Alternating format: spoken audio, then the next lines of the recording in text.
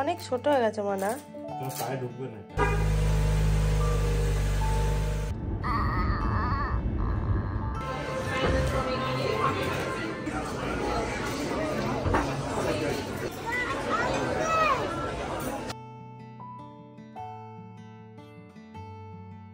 Hey everyone, welcome back to my channel. নিশ্চয়ই তোমরা সবাই খুব ভালো আছো। আরও একটা নতুন ব্লগে তোমাদের অনেক অনেক স্বাগত জানাই।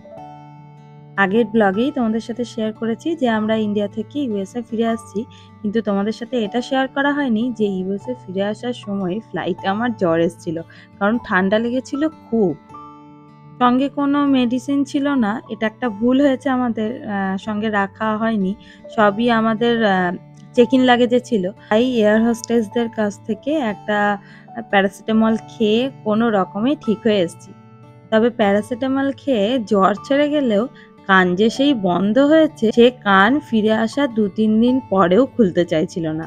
আর প্রচণ্ড ঠান্ডা লেগেছিল, তো শুভব্রত বাধ্য হয়ে ওয়ালমার্ট থেকে এই ভেপারের মেশিনটা নিয়ে আসছে, আর সেটাই এখন দিন রাত আমি নিয়ে চলেছি।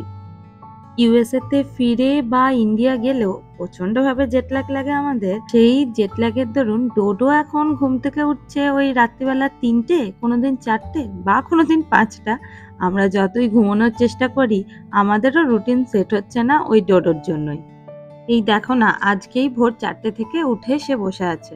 তারপরে বাবার সাথে কিছুক্ষণ খেলা হলো, আমি ওই সুযোগে একটু ভেপার নিয়ে নিলাম। এবার শুভব্রত বলল যে 6টা নাগাদ সব দোকানই মোটামুটি এখানে খুলে যায়, বিশেষ করে কস্কো। এসে থেকে আমাদের কস্কো যাওয়ার কথা ছিল, কিন্তু কস্কো যাওয়া হয়ে উঠছিল না। একে তো এখানে প্রচণ্ড ঠান্ডা পড়ে গেছে, আর তারপরে ঠান্ডা আমার নিজেরই লেগেছে। এত ভোরবেলা উঠে গেছি, কাজ তো কিছুই নেই, তাই ভাবলাম যাই ঘুরে আসি, একটা অন্যরকম এক্সপিরিয়েন্স হবে। বাইরের অবস্থা দেখেছো? একে তো অন্ধকার, তারপরে কুয়াশায় ভর্তি। যখনই ভিডিও করতে যাচ্ছি কিচ্ছু দেখা যাচ্ছে না।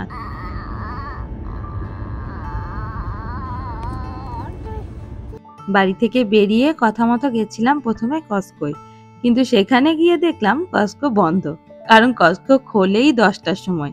সৌব্রত কোথা থেকে শুনেছে ভগবান জানে। যাই হোক, ওখান থেকে এলাম টার্গেটে। টার্গেটে আমরা যখন এসছি একটাও লোকজন নেই, যারা এমপ্লয়ি তারা আছে শুধু, আর আমরা এসছি বাজার করতে। ডোডোর তো এখন 2 বছর হয়ে গেছে। এতদিন ও রিয়ার ফেসিং কার সিটে বসতো, সেটা এখন চেঞ্জ করে ফ্রন্ট ফেসিং কার সিট নেওয়া হবে।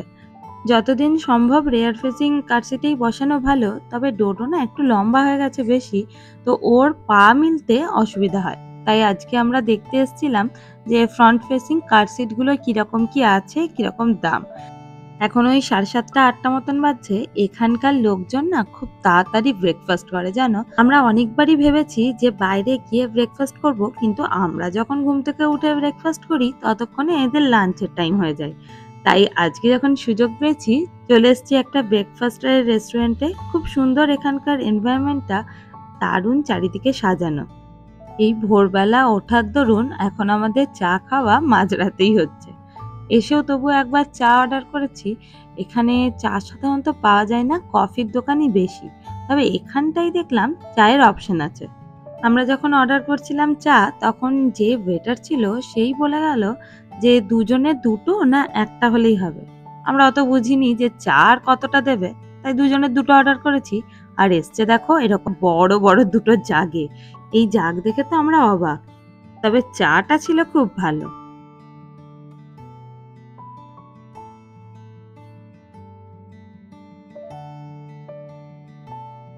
চলে এসছে আমাদের ব্রেকফাস্ট। এখানকার ব্রেকফাস্ট মানে ডিমের উপরেই সবকিছু। ডিমটাকেই বিভিন্ন রকমভাবে প্রেজেন্ট করেছে, আর তার সাথে ছিল পাউরুটি, আর ডোডোর জন্য নিয়েছিলাম একটু চিজ স্যান্ডউইচ।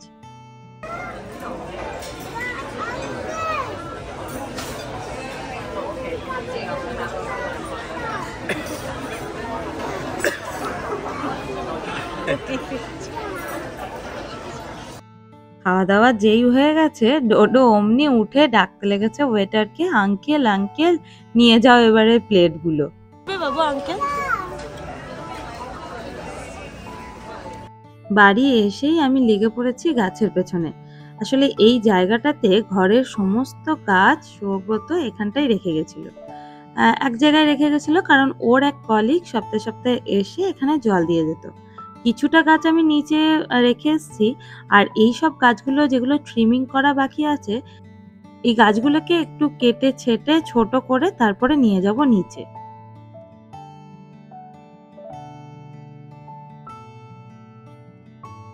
ইন্ডিয়া থেকে ফেরার পরে শুভব্রত ছিল দুদিনের ছুটি। ওইভাবেই প্ল্যান করে আসা হয়েছে, কারণ এত জেট ল্যাগ থাকে অফিস গিয়ে বেশ অসুবিধাই হয়। কিন্তু কাল থেকে তো শুভব্রতর আবার অফিস শুরু হয়ে যাবে, তো তার আগেই ভাবলাম এই কাজটা সেরে রাখি। সমস্ত ব্যাগগুলোকে আজকে আনপ্যাক করে নেব, যাতে কাল এই ব্যাগগুলো আমাকে আর না দেখতে হয়। একদম সুটকেস খালি করে যেখানে সুটকেস থাকে সেখানে রেখে দেবো। ডোডো এই সময় একটু ঘুমোচ্ছে, আর ওই ফাঁকেই আমি এইসব কাজ করতে বসেছি। প্রতিবারই ভাবি জানো, ইন্ডিয়া থেকে ফেরার পরে তোমাদের সাথে শেয়ার করব ওখান থেকে কি কি নিয়ে এলাম, কিন্তু কোনোবারই হয়ে ওঠে না। এই যে ডোডো ঘুমোই তার মাঝে আমি এসব কাজগুলো করে ফেলি বলে কখনোই আর ভিডিও বানানো হয় না। এবার প্রচুর শাড়ি নিয়ে এসেছি জানো, বোনের বিয়ে উপলক্ষে একে তো শাড়ি কেনা হয়েছিল, তারপর এদিক ওদিক থেকে তো শাড়ি গিফটও পেয়েছি, সেগুলোও সঙ্গে করে নিয়ে এসেছি। শুভব্রত নিজের সুটকেসটা খালি করতে বসেছিল, আর সেখান থেকেও আমার শাড়ি বেরোচ্ছে, আর সেটার জন্য ওর মুখটা একবার দেখো। তোমরা যদি বলো তাহলে কোনো একটা ব্লগে তোমাদের সাথে আমার এবারের ইন্ডিয়া থেকে নিয়ে আসা শাড়িগুলো শেয়ার করতে পারি। আমার সুটকেস থেকে কি বেরোলো? এইটুকু। এই কটা আমার জিনিস। এই শাড়িগুলো এইগুলো আমার সুটকেস থেকে বেরিয়েছে। ওইগুলো আমার সুটকেস থেকে বেরিয়েছে। এই আমার সুটকেস বেরিয়েছে তো। ঠিক আছে, শাড়িগুলো দেখ। দেখ গুনবো আমি, 1 2 3 4 5 6